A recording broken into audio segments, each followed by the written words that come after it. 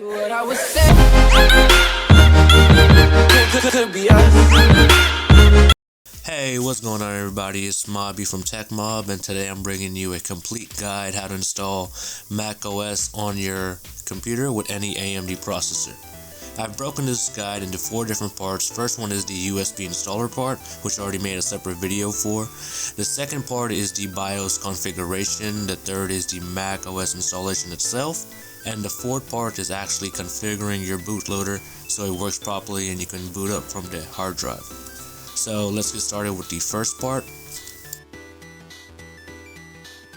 Okay, now that you booted into your BIOS, there's some changes you're gonna have to make to your settings just so the Mac can be compatible with your PC. I have a few settings on the actual video. I've made a little graphic that should show you right there. You won't have every one of these settings. You may have some of them, you may not have some of them, you may not have many of them, but you want it to be as close as possible to this. As for the CPU settings, usually you want them off, most of them.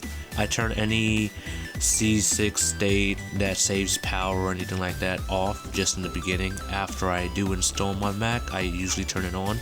See if it works. If it works, that's great. If it doesn't, then I just keep it off and go back into the BIOS and turn it back off. You do want to set your boot settings to EFI mode. So EFI mode, you want to make sure that's there. You do want to turn secure boot off.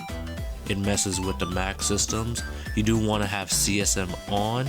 I've heard some people have a problem with CSM. Some people prefer it on, some people don't. It works for me, so I keep it on. It might not for you. There's different hardwares, so see what works, but usually a good guideline is what I have on the screen, and you just want to follow what I'm doing. And if you have the same BIOS, that's great. Just gotta follow it step by step. If you don't, there's a guideline up there for you, so what you want on and off, and it should work.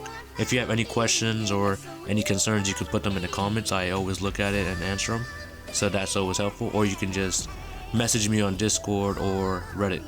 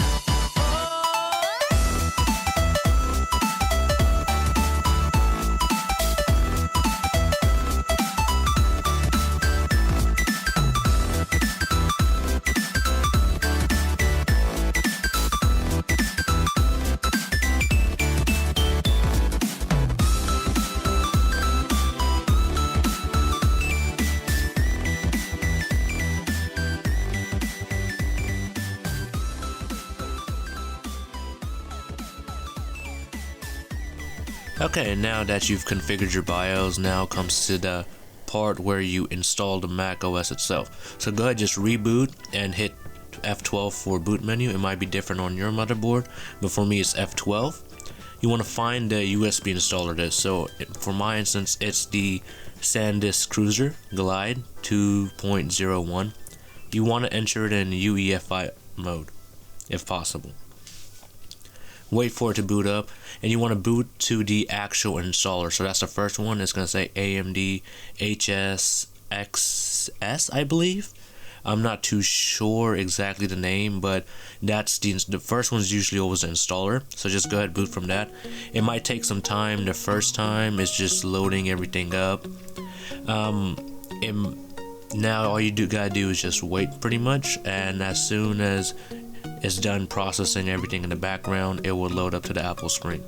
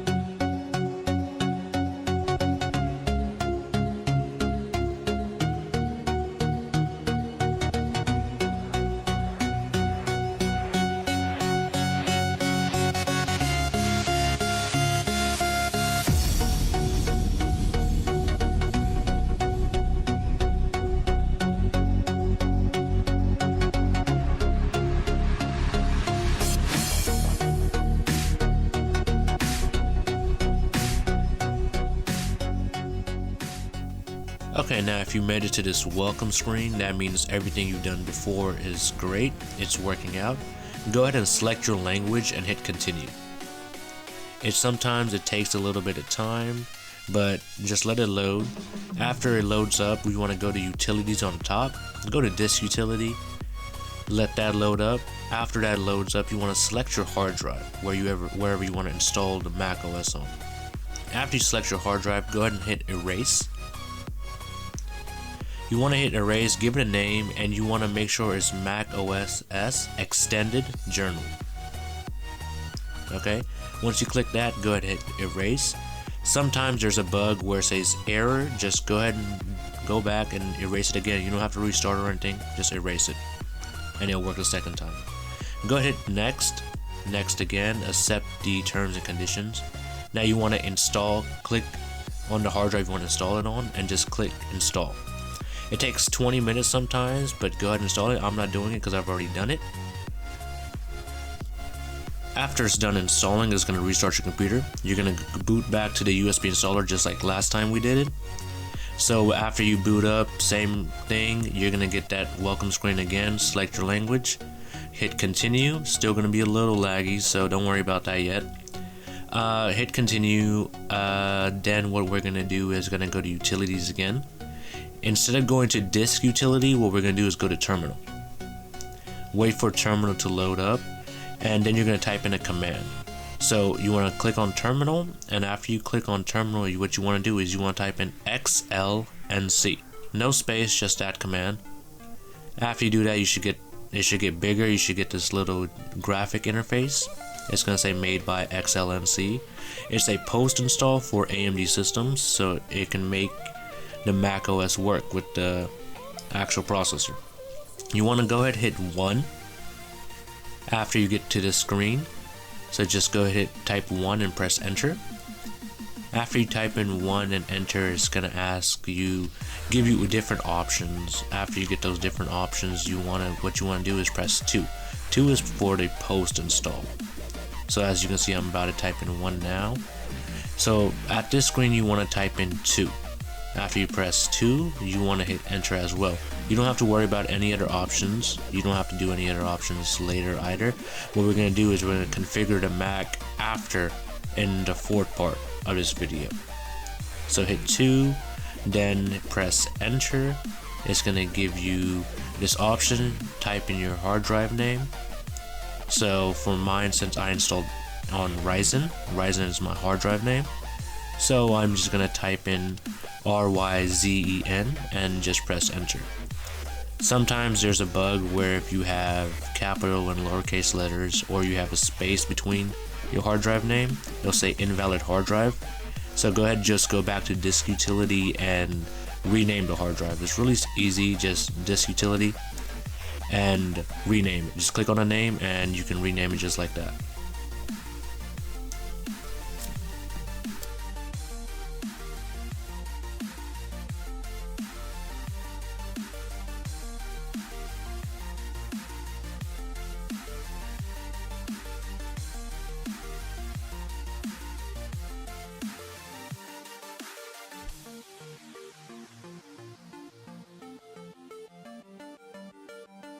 After you type a valid hard drive name, it will look something like this. Go ahead and press any key to continue, and it's going to ask you to install kex. Kex are basically drivers for Mac. Just go ahead Y and keep pressing enter on every single one of them. Just hit yes, yes, yes, yes, yes, and it will install basically all the important drivers for you.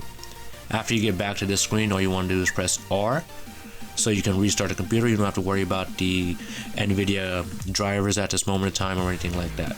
Just go ahead and press R and it'll restart your computer, and we can continue to the fourth part. Okay, so your computer is going to restart again. You want to boot back into the USB installer drive. Once you boot back into the USB installer drive, you want to go ahead and select the hard drive where you installed Mac on. After you select that, it should load up. You want to go through all the settings, set up your username. Don't want to sign into iTunes just yet. After you do that, you're going to go to your desktop. You want to download Clover bootloader, and you want to go to the exact settings that I'm putting on right now. So you want to make it so it's EFI boot only. Sorry, UEFI boot. After you do that, you just want to go ahead and just follow exactly what I'm doing. go ahead and hit install. After you hit install, it takes a couple of seconds. Then you want to go ahead and also download Clover Configurator. So basically makes you change some settings around in Clover to suit your personal computer and your hardware. So go ahead, just follow along what I'm doing on the video, and it's simple as that. One thing a lot of people mess up on is when they mount the EFI partition. So the EFI partition you actually want to mount is the one that you're currently booting from. So that the one that's currently your boot drive is the EFI partition you want to mount. Most people would just mount any EFI partition. So like you can see right there, it's gonna say current boot disk. That's the one you want to mount because that's the one that's for the Mac OS. Once you mount that, you can go ahead and hit open. When you hit open, it will take you to the EFI folder. So you want to make sure that in your EFI folder you have Clover. So Clover's there, and inside is where you can install your kex if you have to install any. You can also change the themes and add themes inside. Inside is where you're also going to find your config file. That's basically lets you decide the SM BIOS, which is basically spoofing your computer ID and graphics cards, and all the good stuff is pretty much inside this folder. So go ahead and just watch what I'm doing, and if you have any questions, please do let me know. But yeah, it's pretty much that's it. Now you have installed that. You can restart your computer whenever you want, and you don't need the installer drive anymore. So the USB installer you don't need anymore. You can boot right off from your hard drive. You will get a bootloader just like the one I showed you in the video, the little picture. That's a bootloader, and that's it.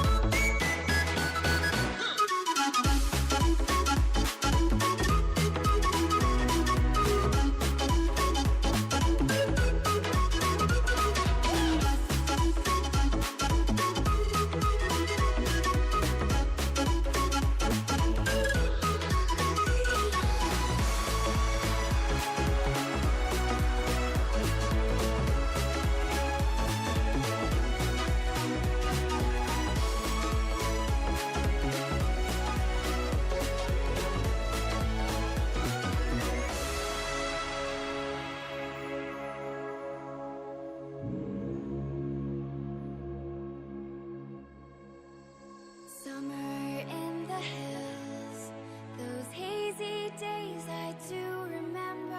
We were running still, had the whole world at our feet, watching seasons change. Our roads were lined with adventure, mountains in the way couldn't keep us from the sea. Here we stand. Anyways, like the video if it helped you out. Comment down below if you need any help or have any questions. And don't forget to subscribe for new tutorials and videos. My name is Mobby with TechMob. I'll see you guys soon, and remember, happy holidays, guys.